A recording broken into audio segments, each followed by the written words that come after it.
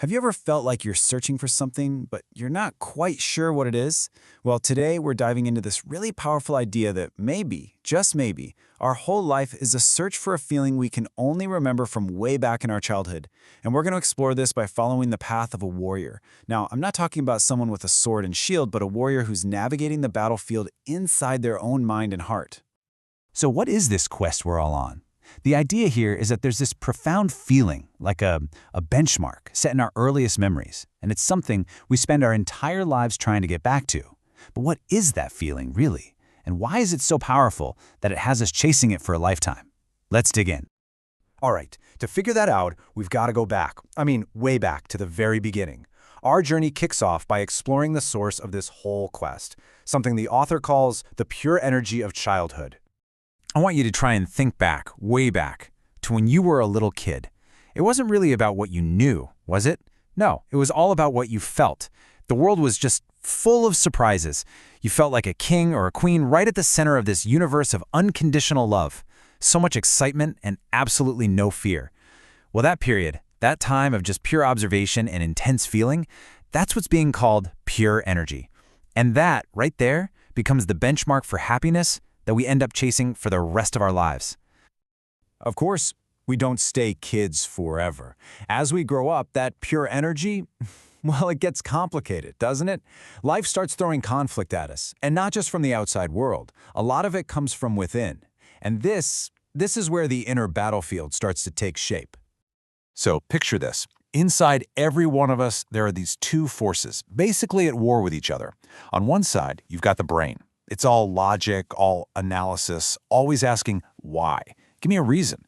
And then on the other side, you've got the heart. Pure emotion, pure desire. It couldn't care less about arguments or reasons.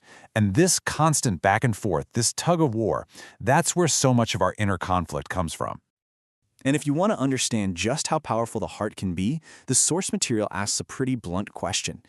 What's the deal with sex? Why are we so crazy about it? Well, the answer is that desire, and yeah, especially sexual desire, is basically the king of emotions. Think about it. It's a force so strong it can totally disconnect us from the world, make us take massive risks, and just completely short-circuit the logical brain. It's a perfect example of the raw power the heart has in this inner battle. But the brain has its own secret weapon, and that's habit. Our brains are wired to create these little automatic shortcuts for pretty much everything we do. And look, that can be super useful, but it can also trap us.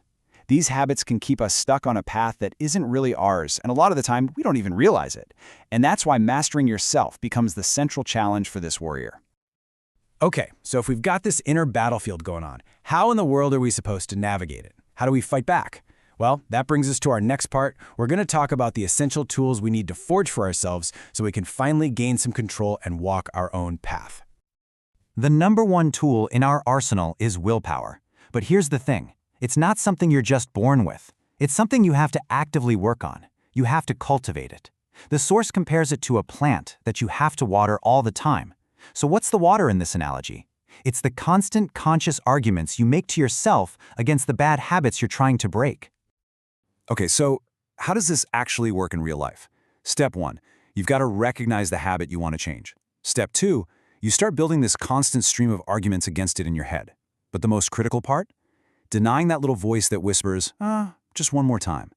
Because as the source points out, that one more time never ends, does it? And sometimes, if that's not enough, a big life event, some major incident, is what it takes to finally force the break. Now, along with willpower, there's another key tool, concentration. And this isn't just about paying attention. It's described as something deeper, like the electrical current that actually makes the brain run effectively. It's what lets you cut through all the mental noise and point your energy exactly where it needs to go, instead of being scattered and trying to do everything at once. All right, so we've got our tools, but tools are useless without a plan, right? We need a code to live by. So this next part lays out the core principles for living a meaningful life, all framed as a code for a warrior of light. The very first rule of the code is all about facing things head-on. Look, this journey of self-discovery, it's gonna involve some pain. That's just a fact. But the key insight here is that our fear of the suffering is almost always worse than the suffering itself. A warrior understands this. They learn to push through that fear to see what's on the other side. Next up, the code gets real about failure. A warrior of light knows how to lose. They don't try to spin a defeat into some kind of victory. Nope, they accept it for what it is, they feel the sting, and then they use it. Because defeat isn't the end of the story. It's the very thing that forges new strength and wisdom for whatever's coming next. This next one is all about where true confidence comes from. A warrior's faith in their own path comes from inside. They have zero need to prove that someone else's path is wrong just to feel good about their own. They get it. Everyone's journey is different, and they respect that. And finally, the code reveals what fuels this entire journey. And it's so important. This isn't some cold, lonely path you walk by yourself. Love and affection. They aren't weaknesses. They are absolutely essential. They're as vital to the warrior as breathing. Because without love, the whole fight is just meaningless. Okay, so we've got the tools, we've got the code, we've taken a hard look at that inner battlefield.